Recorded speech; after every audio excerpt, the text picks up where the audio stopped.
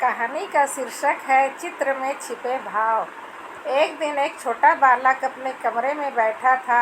उसके सामने एक छोटा सा शिवलिंग रखा था जिसे वह रोज जल चढ़ाकर पूजा करता था। लेकिन उस दिन उसके मन में हलचल थी। उसने माँ से पूछा, क्या भगवान सिर्फ मंदिरों में होते हैं? माँ ने मुस्कुराकर कहा, नहीं बेटा, वे वहाँ होते हैं जहाँ श्रद्धा होती है। यह बात सुनकर बालक चुपचाप बैठ गया। अगले दिन उसने अपने रंगों की पेटी निकाली और उस शिवलिंग पर कुछ अलग करने की ठानी।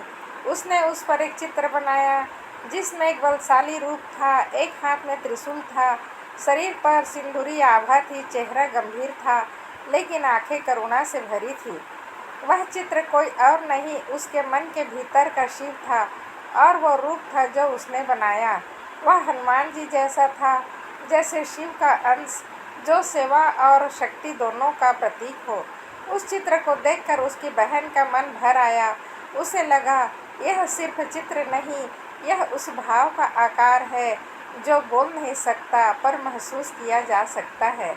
उसने धीरे से शिवलिंग के सामने दीपक जलाया, फूल चढ़ाए और मन ही मन बोली, हे शिव, हे हनुमान, मेरे भाई के इस चित्र में तुम समाये हो, इसे सदा अपनी कृपा से सुरक्षित रखना।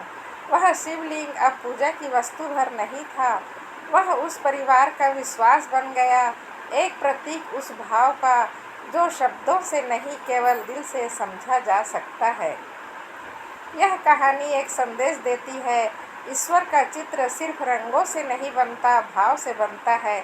और जब भाव सच्चे हों तो हर छोटा शिवलिंग भी ब्रह्मांड जितना विशाल हो जाता है। जय श्री राम, जय हनुमान, जय शिव शंकर, जय भोलेनाथ।